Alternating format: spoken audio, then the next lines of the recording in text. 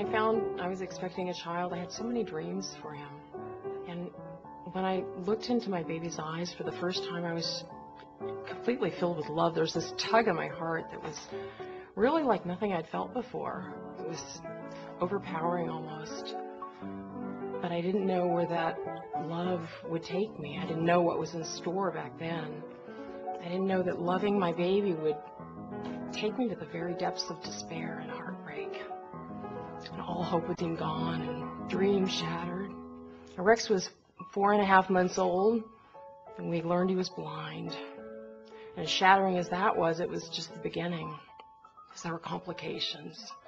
Rex was born with a huge cyst in his brain, and at 4 months, doctors discovered he was blind. Over the next few years, the news got worse and worse.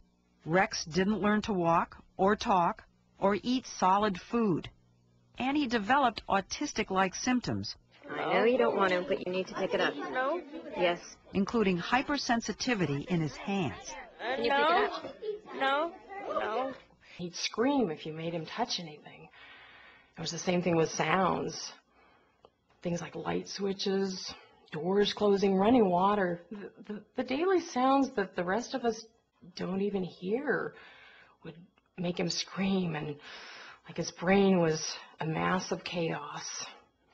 Autistic.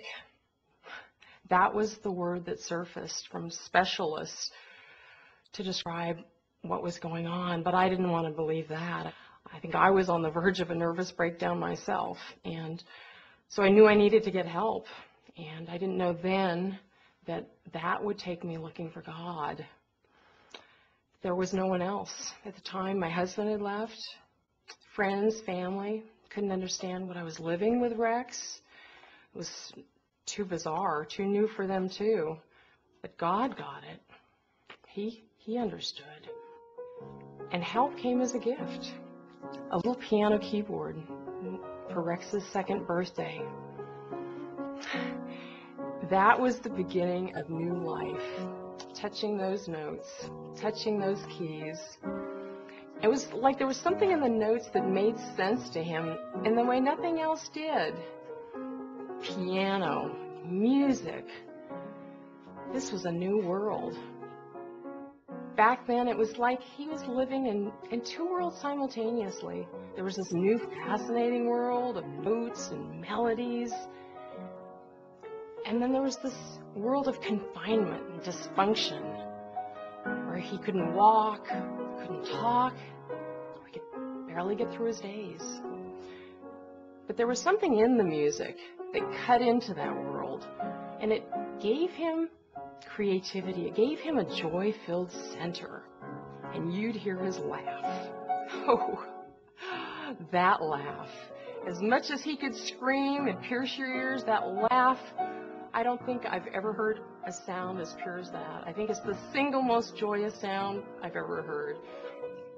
First came the laughter, then came miracles, a whole series of them. Imagine floppy spaghetti legs suddenly running, or Rex's voice speaking, breaking the chains of his silence. Mama, I love you, Mommy. It all came from the music. Imagine a 5-year-old blind boy playing a whole Bach aria after hearing it only one time, hundreds of notes. How could he do it? How could he do it? In writing this book, I knew that I needed to just let go and let it be God's story, as told through a mother and son, as lived through a mother and son. Because that's what it was. It's a journey with its highs, lows, twists, turns, struggles, trials, triumphs. And it's a story of transformation and grace. And it's a love story. Love story. Mother and son. And God's love. It's a love story against a backdrop of music.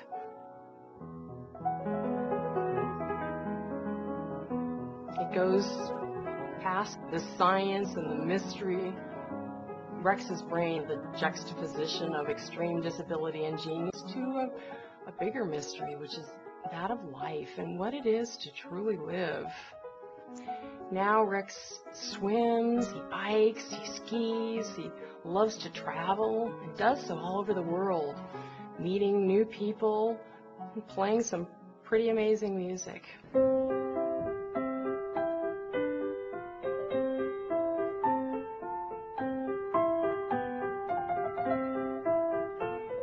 To me, Rex's life, his story, his song is of hope.